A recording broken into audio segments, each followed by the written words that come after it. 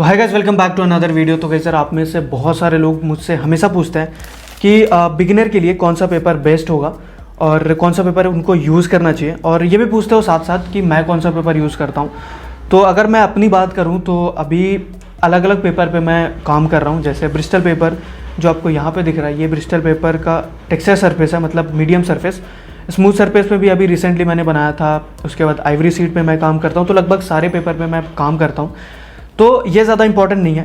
ज़्यादा इंपॉर्टेंट ये है कि अगर आप बिगिनर हो, आपने जस्ट ड्राइंग स्टार्ट करी है, सीखना स्टार्ट किया है, तो आपके लिए कौन सा पेपर बेस्ट होगा। क्योंकि गलत पेपर का सिलेक्शन आपको बहुत डिमोटिवेट कर सकता है, क्योंकि जिस तरीके का आपको रिजल्ट चाहिए वो आप नहीं ला पाओगे। बहुत सारे बिगिनर को मैंने देखा है जो सीधा ब्रिस्टल पेपर पे जंप करते हैं, वो भी स्मूथ सरफेस पे। सरफेस आपके लिए बहुत ज़्यादा इंपॉर्टेंट है, क्योंकि गलत सरफेस अगर आपने उठा लिया ना तो आप वैल्यूज़ क्रिएट नहीं कर पाओगे, आप अच्छे तरीके से चीज़ें सीख नहीं पाओगे।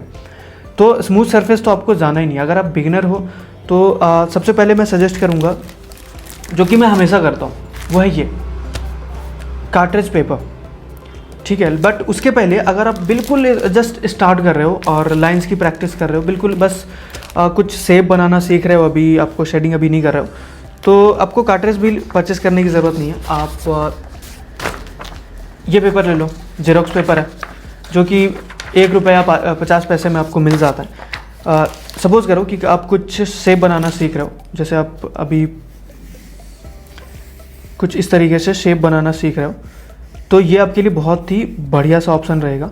बट शेप बनाने के, अगर आपने शेप बनाना सीख लिया, अब आप वैल्यूज़ क्रिएट करना सीखना चाहते हो, ठीक है, शेडिंग करना सीखना चाहते हो, तो फिर ये रिकमेंडेड नहीं होगा, क्योंकि इसमें वैल्यूज़ क्रिएट करना इतना आसान नहीं है, और ये ड्राइंग के लिए तो वैसे ही बनी नहीं है। ठीक है, तो इसके बाद आपको जंप करना है कार्ट्रिज शीट पे,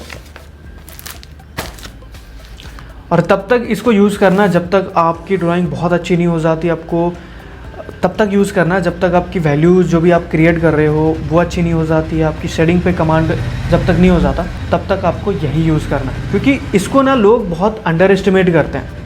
तो यहाँ पे मैं आपको कुछ रीज़न बताता हूँ कि क्यों आपको कार्ट्रिज पेपर यूज़ करना चाहिए और आपके लिए कार्ट्रिज पेपर क्यों बेस्ट है। सबसे पहले प्राइस। इसकी जो प्राइस है, देखो यहाँ पे मैं आपको दिखाता हूँ। 25 सीड्स का ये पूरा पैकेट है, और इसका जो प्राइस है 55 लिखा हुआ, बट मुझे 50 रुपये में मिल गया था। तो अगर आप कॉस्ट निकालोगे तो मात्र 2 रुपये का एक सीट आता है। अगर मैं यहीं पे बात करूँ आइवरी सीट की, तो इससे लगभग डबल प्राइस का आता है वो। अगर इस 2 रुपये में पड़ रहा है तो वो 4 या 5 रुपये की पड़ती है।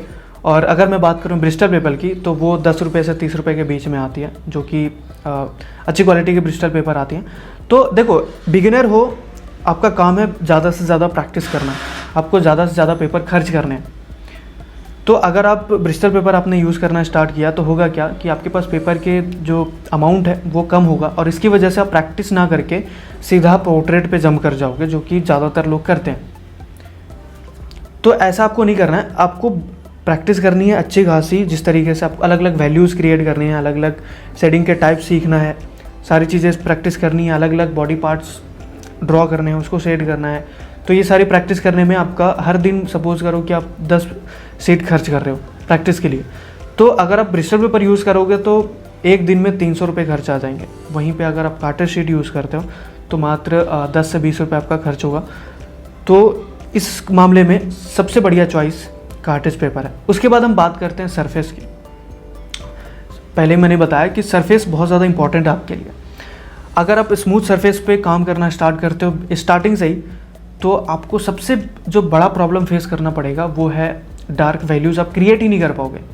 और ये प्रॉब्लम मैंने बहुत लोगों को देखा है। अक्सर लोग मुझे सेंड करते हैं, जो बिगिनर होते हैं, वो वैल्यूज़ क्रिएट करते हैं, शेडिंग करते हैं, हेयर अगर वो शेड कर रहे हैं तो वो डार्क ही नहीं हो पाता, और उनको लगता है कि ये पेंसिल की वजह से हो रही है।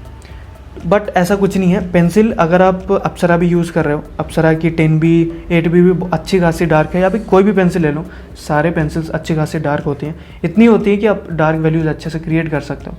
बट प्रॉब्लम क्या होता है कि जो स्मूथ सरफेस है वो बिगिनर के लिए होता ही नहीं है। मैं हर बार बोलता हूँ, अगर आप बिगिनर हो, स्मूथ सरफेस को आपको जाना ही नहीं है। आप बहुत लोग ये देख के यूज़ कर लेते हैं कि यार ये यूज़ कर रहे हैं, इनकी ड्राइंग बहुत अच्छी है, इसलिए मैं भी यूज़ कर लेता हूँ तो मेरी भी ड्राइंग अच्छी हो जाएगी। ऐसा नहीं होता है। टेक्निक बहुत ज़्यादा मैटर करती है। तो अगर आप इस तरीके के कार्ट्रिज शीट यूज़ करोगे तो आप इजीली डार्क वैल्यूज़ क्रिएट कर पाओगे। यहाँ पे देखो मैंने मात्र 2 लेयर ऐड करा था, और वहीं पे अगर मैं बात करूँ स्मूथ सरफेस की तो यहाँ पे मैंने 2-3 लेयर ऐड करे थे, बट वो डार्कनेस आपको नहीं दिखेगा। और यहाँ पे इस तरीके के वैल्यूज़ क्रिएट करने में बहुत ज़्यादा मेहनत लगती है, बहुत ज़्यादा टेक्निक आपको अच्छी होनी चाहिए। तो एज अ बिगिनर आपको इस तरीके से कार्ट्रिज शीट यूज़ करनी है जिसकी सरफेस स्मूथ ना हो, टेक्सचर सरफेस हो। ये फाइन ग्रेन है, मतलब ये बहुत ज़्यादा रफ सरफेस नहीं है, तो ये आपके लिए बहुत अच्छा चॉइस होगा। उसके बाद स्मूथ सरफेस का एक और डिसएडवांटेज मैं आपको बताता हूँ। अगर आप स्मूथ सरफेस यूज़ कर रहे हो, देखो एज अ बिगिनर आपका सबसे बड़ा प्रॉब्लम क्या है? सबसे बड़ा प्रॉब्लम ये होता है कि आप जब भी आप पेंसिल को होल्ड करते हो और जैसे ही पेपर पे अप्लाई करते हो, वो कंट्रोल नहीं होता, आप वैल्यूज़ को कंट्रोल नहीं कर पाते। जैसे मैंने आपको बोल दिया कि बहुत ही लाइट लाइन ड्रॉ करो, तो आपके लिए बहुत ज़्यादा टफ हो सकता है, क्योंकि आपने उतनी ज़्यादा प्रैक्टिस नहीं करी है, आपको कंट्रोल नहीं है हैंड पे, पेंसिल पे। अब अगर आपने लाइन क्रिएट कर दी, उसके बाद आप इसको इरेज करोगे ना, तो स्मूथ सरफेस में अच्छे तरीके से इरेज नहीं हो पाती। अगर मैं वहीं पे बात करूँ कार्ट्रिज शीट की, तो बहुत ही अच्छे तरीके से और कम्प्लीटली इरेज कर सकते हो। जो स्मूथ सरफेस यूज़ करते हैं उनको इस चीज़ का अंदाज़ा होगा कि एक बार आपने प्रेशर से लाइन ड्रॉ कर दिया तो वो ऑलमोस्ट फिक्स हो जाता है, इरेज हो जाती है बट कम्प्लीटली इरेज नहीं होती है। और अगर आप बिगिनर हो तो आप गलतियाँ करोगे, आपको बार बार इरेज करने की ज़रूरत पड़ेगी। तो ऐसे केसेस में आपके लिए कार्ट्रिज शीट जो है वो बेस्ट चॉइस होगा। उसके बाद हम बात करते हैं वेट की। देखो जो कार्ट्रिज शीट होती हैं वो हैवी वेट पेपर होती हैं, जिसकी वजह से इसकी जो रेसिस्टेंस है वो कहीं ना कहीं बढ़ जाती है। इसमें आप मल्टीपल लेयर्स अप्लाई कर सकते हो, बार बार अगर आप इरेज करते हो तो इतनी ज़्यादा जल्दी डैमेज नहीं होता है। आइवरी शीट जल्दी डैमेज हो जाता है, तो अगर आप बार बार इरेज करना पड़ता है तो अगेन आइवरी शीट अगर आप यूज़ करते हो तो वहाँ पे आपको प्रॉब्लम फेस करनी पड़ सकती है। तो इस मामले में भी आपको ये एडवांटेज मिल जाता है। उसके बाद हम बात करते हैं अवेलेबिलिटी की, कि कौन सा पेपर इजीली अवेलेबल होता है। तो आपको लोकल मार्केट में अगर आप जाओगे लोकल स्टेशनरी पे, तो कार्ट्रिज शीट इजीली अवेलेबल आपको मिल जाता है। कार्ट्रिज और आइवरी आपको इजीली अवेलेबल मिल जाता है, तो इस मामले में भी आपको कार्ट्रिज शीट ही यूज़ करना चाहिए। तो ओवरऑल देखा जाए, सबसे पहली बात जो इसका प्राइस है वो बहुत कम है। दूसरी बात, आप डार्क वैल्यूज़ ना बहुत अच्छे तरीके से क्रिएट कर सकते हो। तो यहाँ पे लाइट एंड शेडो की भी स्टडी आप बहुत ही अच्छे तरीके से और इजीली कर सकते हो। और तीसरा, बहुत ही इजीली अवेलेबल है जहाँ पे भी आप परचेस करना चाहो। और चौथे पे है वो है इसका सरफेस आपके लिए इतना अच्छा है, अगर आप बिगिनर हो ये सरफेस पे आप बहुत कुछ सीखोगे।